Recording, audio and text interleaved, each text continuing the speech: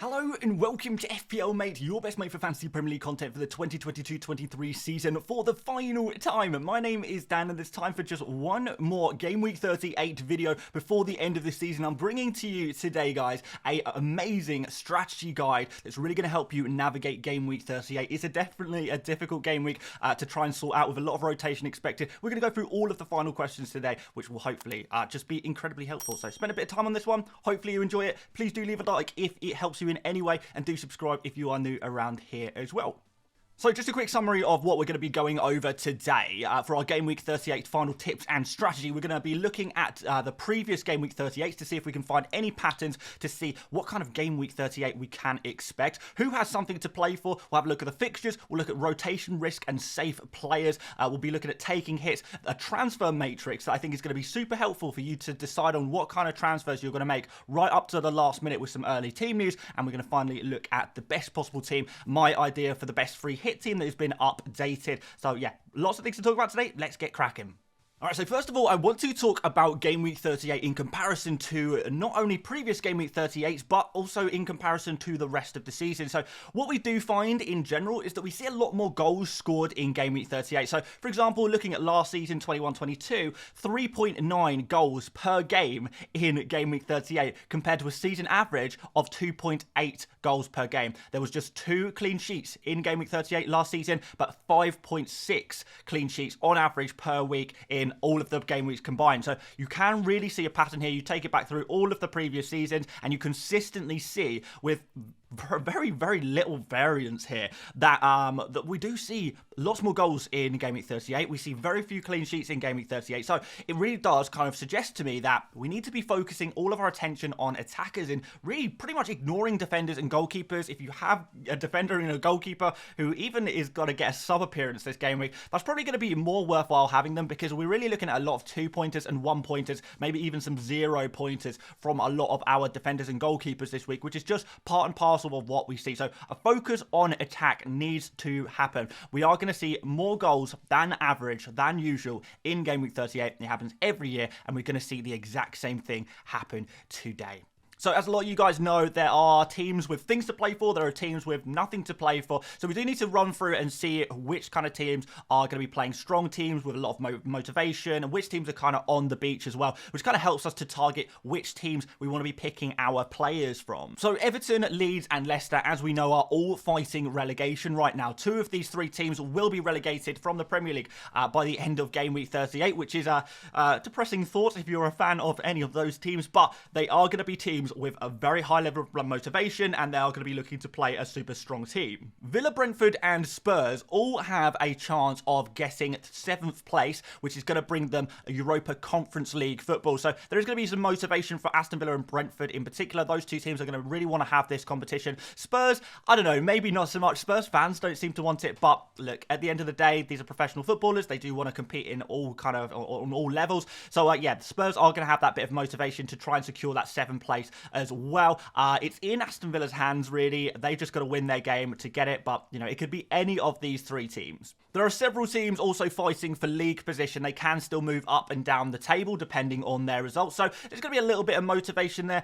Teams like Manchester United, for example, are going to want to secure that 3rd place in the league. Maybe not so much with some of the other teams, but in general, we are going to see a lot of teams that still do have a little bit to play for. It's not like this game is completely meaningless. Whereas for Arsenal, Brighton, Fulham, Liverpool, Man City and Southampton, the game is literally it's pointless. You know, you don't get extra Premier League like reward money for coming any different position, because you can't come a different position. You know, a lot of these teams can go up 1 position, down 1 position. Maybe that makes the difference of a few £1 million in the club's bank account, so that could be significant. For Arsenal, Brighton, Fulham, Liverpool, Man City, Southampton, that is not the case whatsoever. So literally nothing to play for whatsoever in Game Week 38 for these 3 teams. And that is going to have an impact on how much they rotate, what kind of teams they put out. Yeah, it could really impact things. So we are going to have a look at the rotation risk of a lot of these teams. But first of all, I do just want to have a look at the fixtures.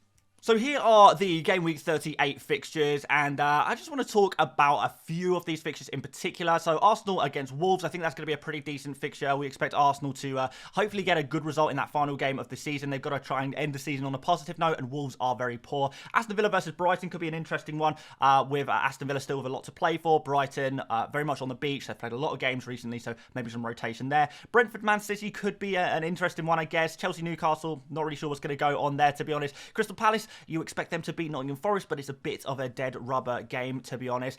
Everton, Leeds, and Leicester, all three of those teams are going to be fighting relegation, but Leeds are playing against Spurs, so that's going to be a case where both teams have something to play for, and that could be a pretty open game. We know Leeds that do actually have to get a win in this game to really stand any real chance of staying in the league. Everton, on the other hand, you know, they just need a 1-0. It's not going to go down to goal difference or anything like that, so I can see a game like Everton versus Bournemouth, although you would say, okay, Everton really motivated, Bournemouth a pretty poor team, pretty poor defence. Everton, really do expect them to go 1 or 2-0 up and really just park the bus for the entire rest of the game. So not expecting too big scores from that Everton-Bournemouth game, but maybe there's some others there. Man United, Fulham, not really sure what's going to go on there. You expect Manchester United to win, secure that third place. And Southampton, Liverpool, could be heavy rotation in this game for both teams, with neither team able to move up or down the league at this point. So yeah, we could see heavy rotation. We're expecting heavy rotation from both teams. Could be a bit of a goal fest. And I've just highlighted here, guys, some of the teams which I think are capable of scoring a lot of goals. I know we've spoken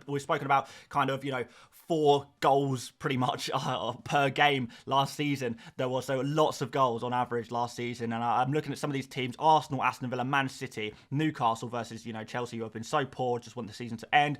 Crystal Palace against Forest, Leeds and Spurs, Leicester and West Ham, and then Liverpool finally against Southampton. All of these teams I do expect to score a lot of goals. So if we're talking about ignoring defenders and going for attackers, these teams are the ones I think I would be looking to target in terms of which forwards, which midfielders I want to get into my FPL team. I want the ones from these teams, because these are the high upside games where the sky is the limit of how many goals might be scored by these particular teams. Whereas some of the other games, some of the other teams, I feel like they're probably looking at being a little bit lower scoring. So yeah, they're the fixtures that I kind of like the look of kind of targeting. But we do need to kind of, I guess, assess the risk of some of these teams and who might rotate. So let's bring back this table again. We've got what the teams are playing for, and there is going to be some correlation between that and the rotation risk. But I've also taken kind of manager comments from the press conferences this week into consideration and kind of given my own judgment. So this is just my opinion. Bear in mind, guys, if you disagree with me, that's absolutely fine. You know, I don't know everything. I'm just going on what I've seen, what I know, and trying to make an assessment based on that. So I've categorized all of these teams, all 20 teams, into how much risk of rotation within their squads there is going to be. So Arsenal, I think there's a medium amount of risk. For example, we know we've got a couple of potential injuries there: Saka, Trossard, Reece Nelson. All three of those players are carrying small issues at the moment, so we might see a little bit of rotation there. Again, not a huge amount to play for. Could be an opportunity for Arsenal to play some of the youngsters. But then we've got some other teams, like, you know, we've got Aston Villa here, Brentford here, Everton, Leeds, Leicester.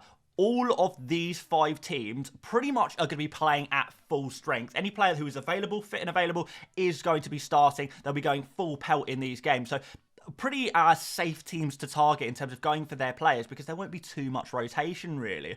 We've got Brighton, Liverpool and Southampton, who I think are the 3 teams in most danger of rotation. Brighton, because they played so many games recently and they now can't move up or down in the table, and that's going to kind of spell a situation where, you know, the team has to rotate. You know, there's so many minutes have been played.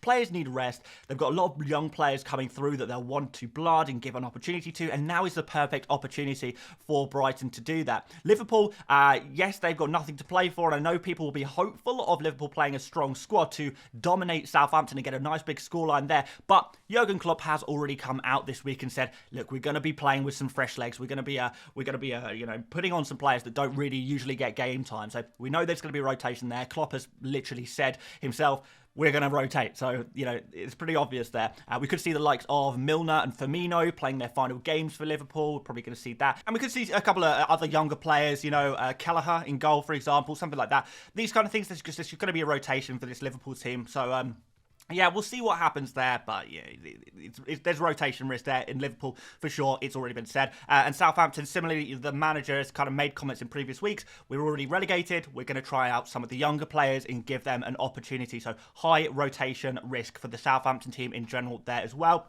Couple of other, I guess, ones that maybe are worth mentioning, I guess. So Man City, although they don't have anything to play for, Pep Guardiola has said we are going to play the strongest squad of players available.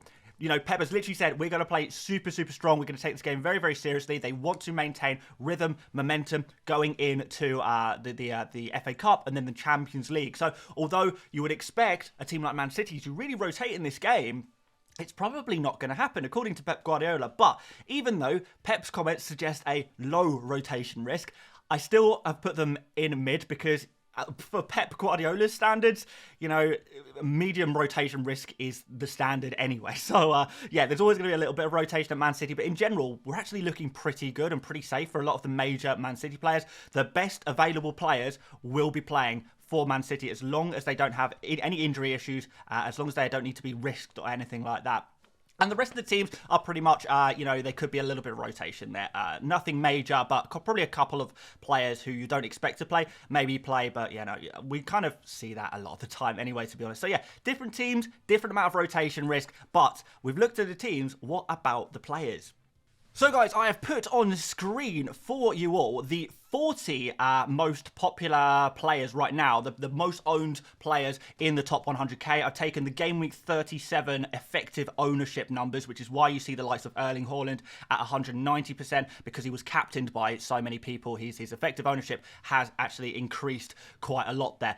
So yeah, that's taken into consideration. And also if people benched some of these players in Game Week 37, then their effective ownership does go down a little bit. But these are the players that you will typically expect to see in your general top 100k, you know, FPL team. And I'm sure for most of you guys, your team, your first 11 in your team at least, probably consists of 99% these players on screen. And I've also kind of at the bottom, you can kind of see from Watkins, McNeil, Maddison, and Mbeumo and Firmino. I've just added a few players here at the bottom there that are kind of players that have been heavily transferred in this week, you know, our prime transfer targets, to have a look at where they kind of stand in all of this as well. Now, before we talk about rotation risk and some of these players and what kind of risk that they pose, I do also want to say that some of you guys are going to be chasing mini leagues. You want to be closing the gap a little bit. And some of you guys are going to be wanting to protect your rank and not go for any differentials. You just want to go for as boring template team as you possibly can to hold your current rank, to hold your position in your mini league. And if that's the case, you do want to be making sure you have a lot of these high EO players. So,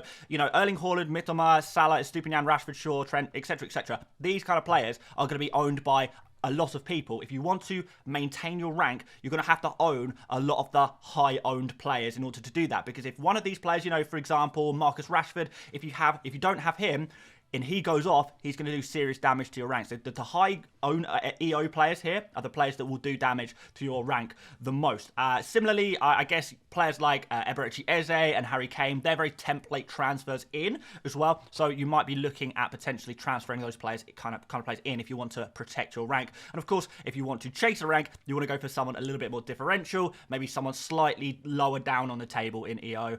That's kind of what I would be doing there. EO, by the way, effective ownership. If you want to know what that is in more detail, Google it, because we haven't got enough time in today's video, I'm afraid. But yeah, let's go through some of these players. So Erling Haaland, I think he's actually low rotation risk this game week because Pep Guardiola says we're going to play full strength. We're going to play all our most fit and available, you know, best fit and available players. Erling Haaland fits that category perfectly. So I think it's actually pretty low risk. We've got the likes of Kaoru Mitoma, high risk. Played a lot of games recently, deserving of a rest. Definitely deserving of a rest. Deserby, just speaking of deserving, Deserby has said in the past that Mitoma is struggling a little bit to play 2 games a week. So that is definitely something to take into consideration. Liverpool players like Salah in general, I think, are going to be medium rotation risk with some of them high risk. So you can see a bit lower down on the table, Alisson on 2.3% down there on the right-hand side there. High risk, yeah. Kelleher, he's got a really good chance of playing in this final game of the season. Other high risk players, Luke Shaw. I think the fact that he's got a back injury at the moment might mean that he might be protected in game week 38, since it's not like a major game. We're just talking about table position. We're not talking about do or die kind of thing. So Luke Shaw, although he has been training this week, we can expect potential rotation there. Callum Wilson is going to be rotation risk as well. Alvarez, because he's not in the, I guess, first 11 of the Man City, I think that puts him in the high risk category. Kamjin Diaz carrying minor injury, so maybe they're protected. And we've got, like I say, Alisson there as well. I've got a lot of low risk players. So Erling Haaland, like we said, Bruno Fernandes plays 90 minutes every game, so he's totally safe. Trippier should be pretty safe right now. Manquillo and Kraft, the two other right backs at Newcastle, are both injured. So I think Trippier kind of has to play in many ways. Against Chelsea, that might not be so bad. De Gea, I think he's got a pretty good chance of playing. We've got Harry Kane, Raya, Ødegaard. Raya's got something to play for with Brentford. Harry Kane has got something to play for with Spurs, and is again a 90 minutes per game player. Ødegaard, low rotation risk there as well. Although Saka, speaking of Arsenal, I put him in the medium rotation risk category just because he has got that slight injury at the moment, and maybe he will be protected this game week. And even if he starts, we could see reduced minutes from Saka there as well. But yeah, loads of other players on low kind of rotation risk there towards the bottom, particularly those teams with a lot to play for. We're already talking about Watkins, McNeil, Maddison and Boomer. These teams have things to play for, and therefore all of their players, pretty much as long as they're fit, are going to be low rotation risk. But do let me know, guys, if there's any other players that aren't listed on this kind of screen of players that you might be thinking about buying, or you maybe already own them and you want to get my opinion on how much rotation risk they have. Yeah, just drop their names in the comments, guys, and I will go through them and try and answer my personal opinion on why they might not be or be rotation risk.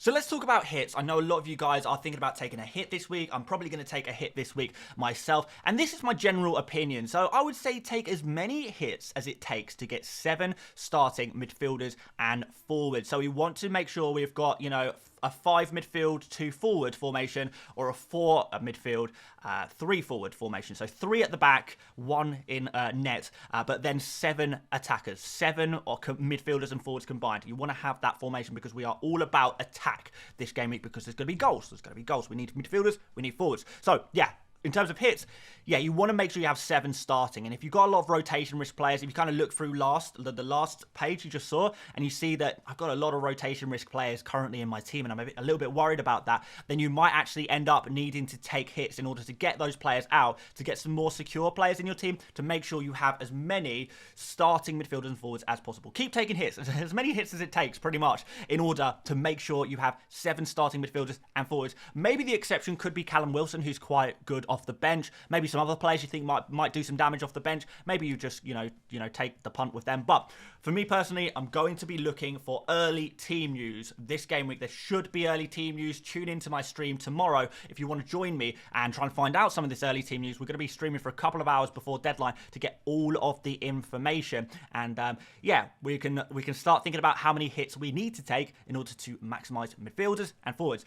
Don't take hits for defenders and goalkeepers. I don't think it's worth it. You're going to be taking -4 for defenders and goalkeepers who probably are going to score 2 points anyway, because that's this game week. This game week is just that kind of situation. I'd rather have a defender score that there's a terrible defender right now and score 1 point from them than to take a hit and potentially get 2 points, because defenders don't really score goals typically, and only a few of them have good high attacking potential, and none of them really have the high attacking potential of midfielders and forwards. The only way I would take a hit from a goalkeeper would be if I have 0 starting goalkeepers. I guess you could maybe take a hit, but then I don't think that's essential either. So in general, don't take hits for defenders and goalkeepers. Just take hits to maximize your midfielders and forwards. I would also treat each hit individually. I don't really like the question, how many hits should I take? Well, it depends. If you have, if you have 11 out of 11 of your starting players, and none of them have got any chance of playing. Maybe you've got a full 15 squad and everyone is on on one of those red Dorito shaped things, the warning symbol, because they're injured or they're suspended or whatever. Then you're gonna have to take a hit for 11 players. So treat them individually. Will each hit benefit? You know, will you outscore your hit? Will you like equal your hit, or is the player you bring in compared to the player you're taking out, is it actually going to make up the 4 points that it's going to, you know, take to make that move? Also, if protecting rank, I would limit the hits or use hits to bring in popular players. Remember that if a popular player is benched, we're all in the same boat. So if Kyle Mitoma is benched, if Salah is benched, if Erling Haaland is benched, everyone is going to be suffering at the same time. We're all going to be in the same situation. So, you know, it's not going to be a massive, you know, downside necessarily. And maybe taking the risk for, you know, bringing in a new player is just not worth it. Kind of up to you there, really. But yeah, in general, guys, hits for midfielders and forwards, treat them all individually, and that's pretty much it. Whether that's a -4, maybe that's a -8, whether that's a -12, that's going to be down to you. You're going to have to work that out for yourselves, unfortunately, but I'm sure you guys can figure it out.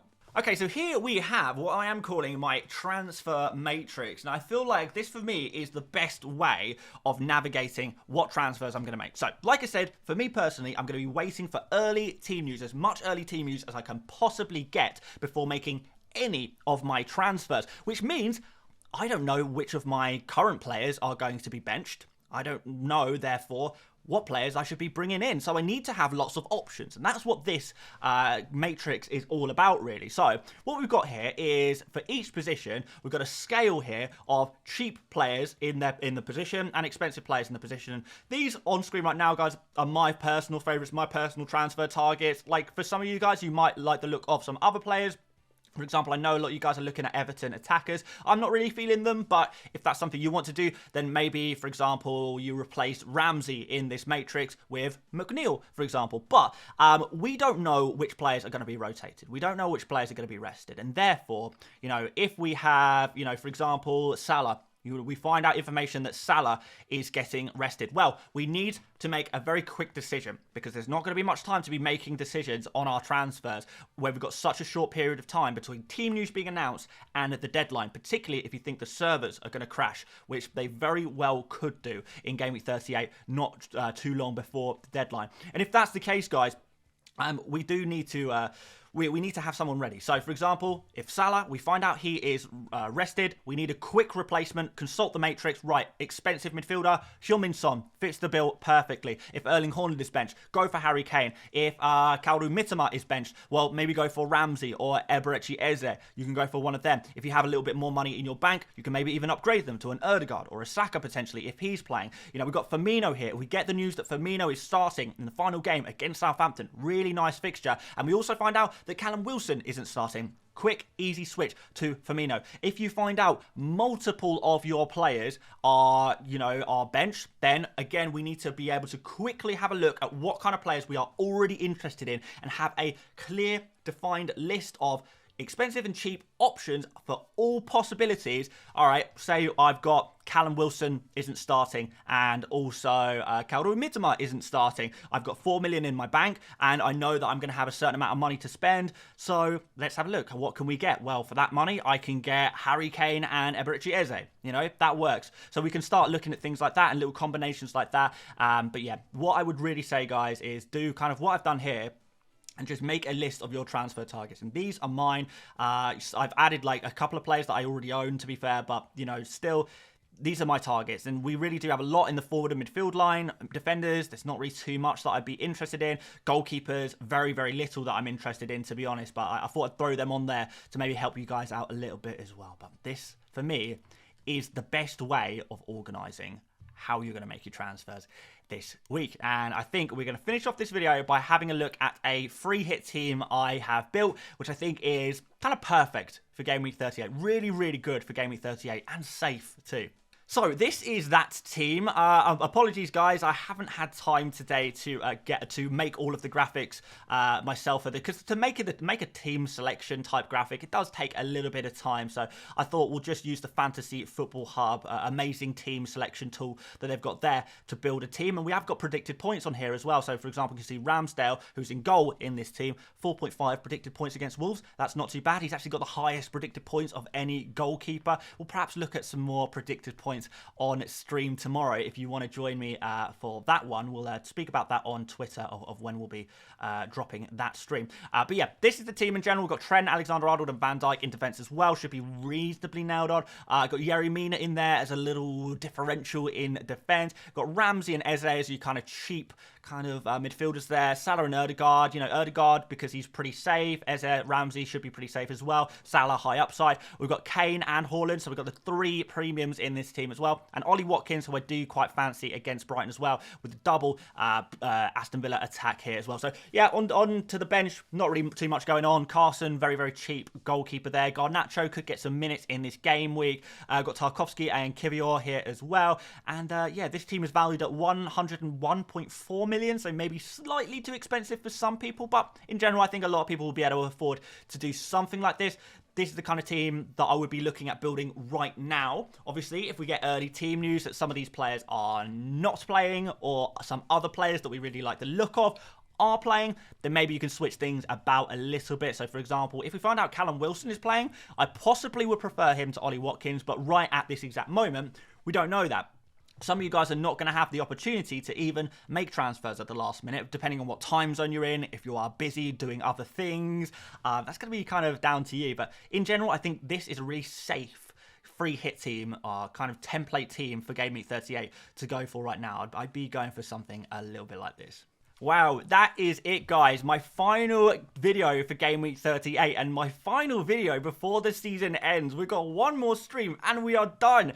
Thank you so much for all of the support this season. It's been absolutely amazing to see this community grow once again. We'll speak more on all of that soppy stuff on stream tomorrow, I'm sure. But just wanted to say thank you so much, guys, for tuning in to the FPL Mate YouTube channel this season. If you wouldn't mind dropping a like before you disappear, that would be amazing. Do subscribe if you are ready for a new season as well. Plenty more stuff coming over the summer and into the new season. I'm very, very excited for that. But right now, I think we need a little break. Enjoy the football, guys, if I don't see you on stream tomorrow. And aside from that, thank you so much for watching once again. And I will see you later, mates. Bye-bye.